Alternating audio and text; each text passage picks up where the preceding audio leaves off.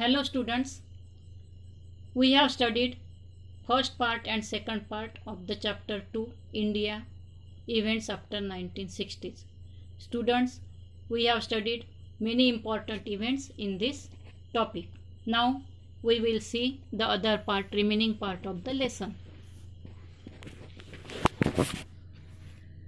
After the reformation in Indian economy, there was important changes in science and technology. We will see science and technology. Two major events must be mentioned while describing India's efforts towards self-reliance. Dr. M.S. Swaminathan is known as the father of Green Revolution in 1965. In 1965, there was important changes, reformations in agriculture. Dr. M.S. Swaminathan is known as the father of green revolution. Agriculture में जो बहुत सारे सुधार आए, revolution हुआ, उसके father थे M.S. Swaminathan. मतलब उन्होंने बहुत सारा वर्क किया ग्रीन रिवॉल्यूशन के लिए, एग्रीकल्चर में सुधार लाने के लिए.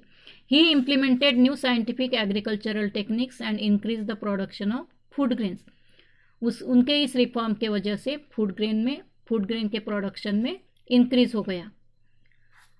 The experiment in cooperative dairy movement by Dr. Verghese Kurien led to increase of milk production. And second revolution was white revolution. Dr. Verghese Kurien इन्होंने डेयरी प्रोडक्शन के लिए, मिल्क प्रोडक्शन इंडिया के लिए बहुत सारे न्यू इम्प्रूवमेंट्स लाए उसमें. This is called as white revolution. White revolution means increase in milk production. Dr. Homi Bhabha laid the foundation of Indian atomic power program. India insisted on using atomic energy for peaceful purposes like generation of electricity, pharmaceuticals and defense. India insisted on using atomic energy. Atomic energy का use किया गया peaceful purpose के लिए, शांततापूर्वक हेतु के लिए. Like generation of electricity तैयार करने के लिए, फार्मास्यूटिकल मीन्स मेडिकल तैयार करने के लिए, मेडिसिन तैयार करने के लिए, एंड डिफेंस सुरक्षा के लिए. India has achieved considerable success in space technology as well. India has achieved considerable success in space technology. Space technology में भी इंडिया ने बहुत सारा सक्सेस पा लिया. In 1975 the first satellite Aryabhata was launch. 1975 में फर्स्ट सैटेलाइट लॉन्च किया गया इंडिया का, Aryabhata. Today India has a successful space programme and many satellites have been launch under this programme. After that the changes in social field. This was the science and technology. Now changes in the social field. समाज में क्या सुधार हुए?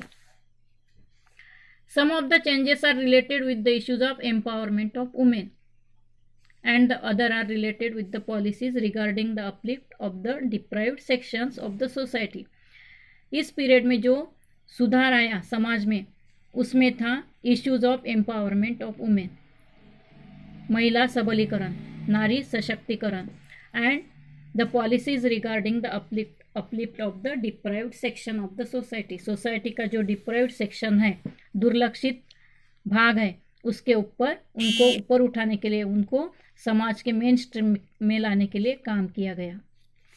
To promote the all round development of women and children. Women और children की all round development के लिए work किया गया. A separate department of women and child development was created. Women और चाइल्ड की डेवलपमेंट के लिए एक सेपरेट डिपार्टमेंट बनाया गया in 1985 under the ministry of human resource development. Some laws were made to ensure social justice to women. कुछ laws बनाए गए वुमेन के लिए और कुछ वेरियस स्कीम्स बनाई गई वुमेन को मेन स्ट्रीम में लाने के लिए. They include the prohibition of dowry act. महिलाओं का सशक्तिकरण करने के लिए, उनको समाज में दर्जा देने के लिए कुछ लॉज बनाए गए. It include prohibition of dowry act. Prohibition of dowry act means दहेज विरोधी कानून. दहेज मीन्स हुंडा. Equal remuneration act. Equal remuneration act. Equal remuneration act means बेटी और बेटे को इक्वल शेयर मिलना चाहिए प्रॉपर्टी में. पिता के प्रॉपर्टी में दोनों का इक्वल शेयर रहना चाहिए, हिस्सा रहना चाहिए. उसके लिए कानून बनाया गया.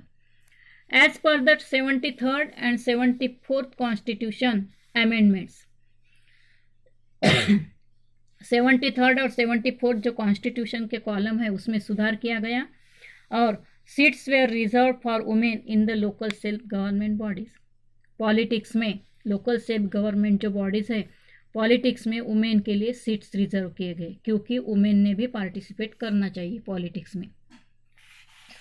After that Indian society were deprived of dignity and equal opportunities due to the caste system. Indian society में हमको पहले से ही मालूम है कास्ट सिस्टम के वजह से बहुत ज़्यादा इश्यूज है. The Kaka Saheb Kalelkar commission was set up in 1953 to make recommendation so as to improve their condition. Kaka Saheb Kalelkar ने एक कमीशन बनाया 1953 में लोगों कास्ट सिस्टम की जो कंडीशन है उसको सुधारने के लिए. In 1978 a commission was constituted under the chairmanship of BP Mandal. 1978 में और एक कमीशन बनाया गया under the chairmanship of BP Mandal to study the issue of the other backward classes. OBC other backward classes के जो इश्यूज है उनको सॉल्व करने के लिए एक कमीशन बनाया गया 1978 में. The policy of reservation was adopted in order to strengthen the representation of backward sections in various services and institution.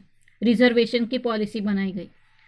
सभी कास्ट के लोगों को वेरियस सर्विसेज में और इंस्टीट्यूशन में उनको मिलना चाहिए, इसके लिए रिजर्वेशन बनाया गया. The government pass the prevention of atrocities act in 1989 to enable those belonging to the schedule caste and schedule tribes. Schedule caste और शेड्यूल ट्राइब्स के लोगों के ऊपर अत्याचार नहीं होना चाहिए, इसलिए ये एट्रोसिटी एक्ट बनाया गया 1989 में. Because they should live with dignity and respect free from fear violence and operation of the upper classes. Upper classes ने उनके ऊपर उनका शोषण नहीं करना चाहिए, अत्याचार नहीं करना चाहिए और उनको समाज में न डरते हुए उनके ऊपर कुछ वायलेंस न होते हुए वो रहना चाहिए, इसलिए एट्रोसिटी एक्ट बनाया गया.